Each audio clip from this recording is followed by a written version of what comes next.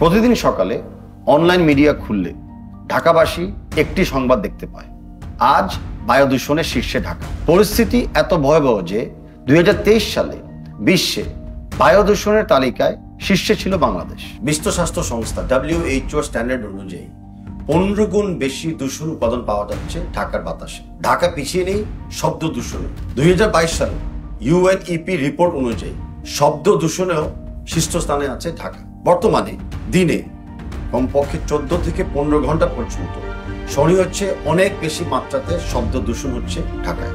ফলে বাড়ছে বধিরতা, high blood pressure এবং হৃদরোগের মতো সমস্যা।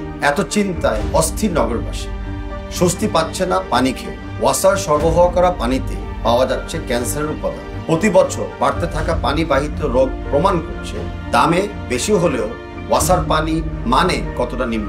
দূষণের জন্য ধ্বংস হয়ে গেছে বুড়িগঙ্গা, বালু, তুরা ও শীতলক্ষার মতো নদী। প্রতিদিন পরিবেশ দূষণ এমন শত শত ঘটনা মোকাবেলা করে কেমন আছে আমাদের অদম্য ঢাকা।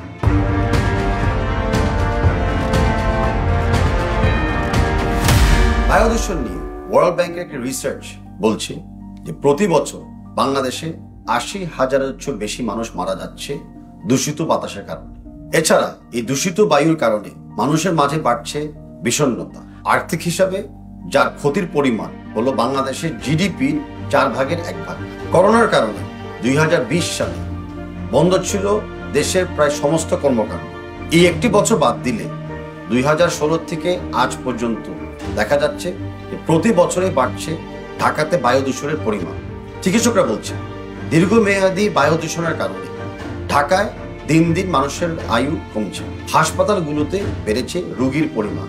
জাতীয় বক্ষব্যাধি হাসপাতালে অতীতের তুলনায় ফুসফুস রিলেটেড রোগীর সংখ্যা বেড়েছে 6 থেকে 7। বিশেষজ্ঞরা বলছে ঢাকায় নন স্মোকারদের মাঝে ফুসফুস ক্যান্সার রিলেটেড রোগ অনেক বেড়ে যাচ্ছে, যার প্রধান কারণ হলো বায়ু দূষণ।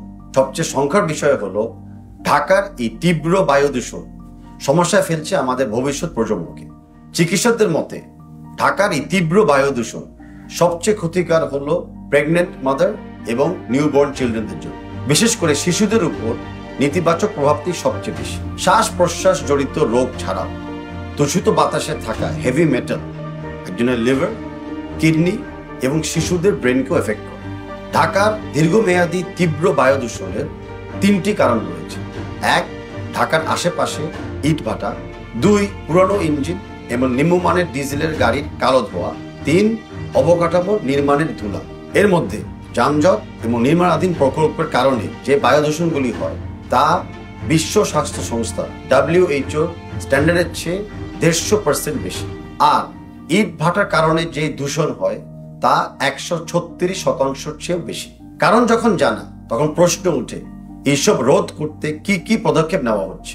উদাহরণ হিসাবে পরিবেশ অধিদপ্তরের ওয়েবসাইটে পাওয়া একদিনের তথ্য বিশ্লেষণ করলে দেখা যায় এই বছর 30শে মে সারা দিনে ঢাকায় কনস্ট্রাকশন রিলেটেড পলিউশনের জন্য একটি মাত্র প্রতিষ্ঠানকে 10,000 টাকা জরিমানা করা হয়েছে, আর নেই অন্য কোনো কর্মকাণ্ড। অথচ এই দিনেও ঢাকাতে বাতাসের মান ছিল আশঙ্কাজনক। ঢাকার আশেপাশে ইটভাটাগুলো চলছে বুক ফুলিয়ে।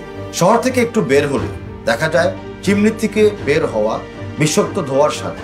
আর শহরের রাস্তাতে প্রতিদিন কত শত শত পুরনো ইঞ্জিন এবং নিম্নমানের ডিজেলের গাড়ি তো চলছে, তা তো চোখ বন্ধ করলে বলে দেওয়া যায়। তাই দূষণের এই মূল কারণগুলো যে অনেকটা নজরদারির বাইরে থেকে যাচ্ছে এই কথা স্পষ্টভাবে বলা যায়। এর পিছনে যে কর্তৃপক্ষের অর্থের ঘাটতি আছে তাও বলার উপায় নেই। কেননা 2017 সাল থেকে 2021 সাল পর্যন্ত বায়ু দূষণ ইমপ্রুভ করার জন্য আন্তর্জাতিক তহবিল থেকে বাংলাদেশ ছিল শীর্ষের 3 নম্বর গ্রহীতা। 2000 সাল থেকে 2019 সাল পর্যন্ত শুধু বায়ু দূষণ রোধে সরকার খরচ করেছে 720 কোটি টাকা। নতুন করে বিশ্ব ব্যাংকের অর্থায়নে বায়ু, পানি এবং ওয়েস্ট ম্যানেজমেন্টের জন্য 2750 কোটি টাকার প্রকল্প হাতে নেওয়া হয়েছে। এত খরচ, কিন্তু ঢাকার বাতাস স্বাস্থ্যকর হচ্ছে না কেন? রাজধানীতে শব্দ দূষণের ঝুঁকিরও মাত্রা পেরিয়েছে বহুত আগে। বর্তমান বছরের মার্চে পরিবেশ জলবায়ু পরিবর্তন আন্দোলন পরিজা একটি সংবাদ সম্মেলন করে জানায় যে বর্তমান শব্দ দূষণ চলমান থাকলে ঢাকার 50% মানুষ তাদের 30 ডেসিবেল শ্রবণ শক্তি হারাবে। বিশ্ব স্বাস্থ্য সংস্থা WHO নির্দেশনা অনুযায়ী মানুষের জন্য শব্দের সবচেয়ে গ্রহণযোগ্য মাত্রা 70 ডেসিবেল, কিন্তু UNEPর গবেষণায় বলছে ঢাকার শব্দের মাত্রা হলো 119 ডেসিবেল। বায়ুমণ্ডলীয় দূষণ অধ্যয়ন কেন্দ্র ক্যাপসের সাম্প্রতিক গবেষণা দেখাচ্ছে যে ঢাকা উত্তর সিটি কর্পোরেশনের ভিতরে অনেক এলাকাগুলোতে শব্দের মাত্রা হলো 100 ডেসিবেল। 2019 সালে একটা গবেষণা করা হয় ঢাকা ট্রাফিক পুলিশকে নিয়ে। গবেষণা দেখা যাচ্ছে যে তাদের মাঝে 20% ট্রাফিক পুলিশ মারাত্মক বধিরতা সমস্যায় ভুগছে। কারণটাও সহজ অনুমান করা যায়, এই ট্রাফিক পুলিশরাই তো সবচেয়ে বেশি সময় কাটান ঢাকার রাস্তা। বধিরতা ছাড়াও শব্দ দূষণের আরো অনেকগুলি মারাত্মক প্রভাব আছে। ENT স্পেশালিস্টদের মতে প্রতিদিন শব্দ দূষণের শিকার হলে মানসিক চাপ, পড়াশোনার অমনোযোগিতা এবং মেজাজ খিচখিচের মতো সমস্যা বাড়তে পারে। কিছুদিন পরপরে বাড়ে ঢাকা ওয়াসার পানির দাম। এই বছরে গত এপ্রিলে বেড়েছিল ঢাকায় পানিবাহিত রোগের পরিমাণ, কিন্তু চিকিৎসকরা জানান দূষিত পানি পান করার কারণে বেড়েছে ডায়রিয়া এবং জন্ডিসের মতো রোগ। ঢাকায় দূষিত পানির সবচেয়ে বড় ভুক্তভোগী হলো আমাদের শিশুরা। দিন দিন এই নেতিবাচক প্রভাব বেড়ে চলছে। 2016 সালে 5 বছরের বয়সের শিশুদের মৃত্যুর 8 নম্বর কারণ ছিল জন্ডিস, অথচ 2021 সালে জন্ডিস হয়ে গেছে শিশু মৃত্যুর দ্বিতীয় কারণ। ঢাকার পানিতে ক্যান্সারের উপাদান পাওয়ার কথা উঠে এসেছে একাধিক গবেষণা। এই শহরের বিভিন্ন এলাকার পানি শুধু পান করার জন্য অযোগ্যই নয়, খোলা চোখে দেখা যায় পানিতে ময়লা।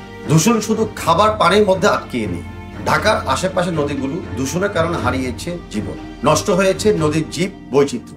এত দূষণের মধ্যে বসবাস করছে ঢাকাবাসী, কিন্তু এমন বিপজ্জনক পরিবেশ থেকে তাদেরকে রক্ষা করার দায়িত্ব কার? প্রথমে এই দায়িত্ব আসবে সমস্ত সিটি কর্পোরেশনগুলোর।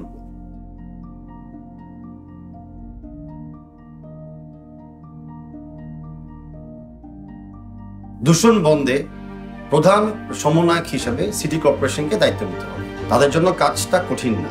ঢাকার প্রতিটি দূষণের উৎস এখন চিহ্নিত, কে কতটুকু দূষণের জন্য দায়ী সেটিও অজানা না। প্রয়োজন শুধু সদিচ্ছা এবং দায়বদ্ধতা। ঢাকা সিটি কর্পোরেশনকে নগরবাসীর অভিভাবক হিসাবে জনস্বাস্থ্যের জন্য এই ঝুঁকিগুলো নিয়েই কাজ করতে হবে। এর জন্য প্রথমে ঢাকার আশেপাশে সকল ইটের ভাটাগুলোকে বন্ধ করতে হবে।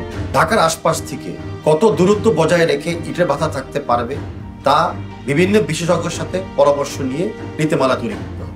ইট ভাটা বিষাক্ত ধোয়া বন্ধ করার জন্য এখন অনেক টেকনোলজি পাওয়া যায়, সেগুলো ব্যবহার ছাড়া কোনো ইট ভাটাকেই পারমিট দেওয়া যাবে না। দ্বিতীয়ত, নজর রাখতে হবে ঢাকার পরিবহন খাতে। PRTA, গণপরিবহন মালিক, ট্রান্সপোর্ট মিনিস্ট্রি এবং কমিউনিকেশন মিনিস্ট্রির সাথে কোঅর্ডিনেশন করে বিভিন্ন পুরানো এবং অচল ইঞ্জিনওয়ালা গাড়ি বন্ধ করতে হবে। ডিজেল চালিত গাড়ির বদলে CNG ও ইলেকট্রিক চালিত বাস ব্যবহার করতে হবে। পরিবেশ অধিদপ্তরের সাথে নিয়মিত অ্যাডভোকেসি এবং কোঅর্ডিনেশন করে বায়ু, পানি এবং শব্দ দূষণের কারণগুলোকে নজরদারিতে রাখতে হবে। নির্মাণাধীন সরকারি এবং বেসরকারি প্রকল্পগুলো যেন বায়ু দূষণের কারণ না হয় সেজন্য রেলেভেন্ট ঠিকাদার এবং কনসার্ন অথরিটিকে জবাবদিহিতার ভিতরে আনতে হবে। প্রয়োজনে জরিমানার সাথে সাথে শাস্তিরও ব্যবস্থা করতে হবে। যানবাহনে হাইড্রোলিক হর্ন, অযথা হর্ন বাজানো, এইসব বন্ধ করার জন্য নিয়মিতভাবে DMP ট্রাফিক ডিভিশনের সাথে কোঅর্ডিনেশন করতে হবে। শহরের মধ্যে উচ্চ শব্দ স্থানগুলোকে চিহ্নিত করে শব্দ মিটার বসাতে হবে এবং সেই শব্দ মিটার অনুযায়ী ব্যবস্থা নিতে হবে। শহরবাসীদের জন্য নিরাপদ খাবার পানি নিশ্চিত করার জন্য ঢাকা ওয়াসাকে কঠিনভাবে জবাবদিহিতার ভিতরে আনতে হবে। সিটি কর্পোরেশনের উদ্যোগে ঢাকার বিভিন্ন এলাকার পানি পরীক্ষা করতে হবে, আর সেই পানি পরীক্ষা নিয়ে ঢাকা ওয়াসাকে দায়বদ্ধ করতে হবে। ঢাকার আশেপাশের নদীগুলো দূষণের কারণ বন্ধ করার জন্য রেলেভেন্ট এজেন্সি, মিনিস্ট্রির সাথে সমন্বয়ের উদ্যোগ নিতে হবে। এই পদক্ষেপের সাথে সাথে নাগরিকদেরকেও দূষণের বিষয়ে আরো সচেতন করার উদ্যোগ নিতে হবে। নাগরিকরা যেন নিজ নিজ জায়গা থেকে বায়ু, পানি এবং শব্দ দূষণ রোধ করতে পারে তার জন্য তাদেরকে তথ্য এবং ট্রেনিং দিয়েও সহযোগিতা করতে হবে। শহরবাসীদেরকে বিভিন্ন দূষণ থেকে মুক্তি দিয়ে একটা স্বাস্থ্যকর ঢাকা নির্মাণ করার জন্য এই প্রকল্পগুলোই সিটি কর্পোরেশনকে নিতে হবে। জনগণের প্রতিনিধি হিসাবে এই শহরের প্রতি সবচেয়ে বেশি দায়বদ্ধতা তাদেরই। ঢাকায় দূষণ দূর করতে যে যে এজেন্সিকে যুক্ত করা দরকার হোক না কেন, যে উদ্যোগ নেওয়ার দরকার হোক না কেন, এই সকলের সাথে প্রধান উদ্যোক্তা হিসাবে ঢাকা সিটি কর্পোরেশনকেই দায়িত্ব পালন করতে হবে। শুধু তাহলেই নিরাপদ থাকবে নগরবাসী, সুস্থ থাকবে আমাদের ভবিষ্যৎ প্রজন্ম, আর ভালো থাকবে আমাদের অদম্য ঢাকা।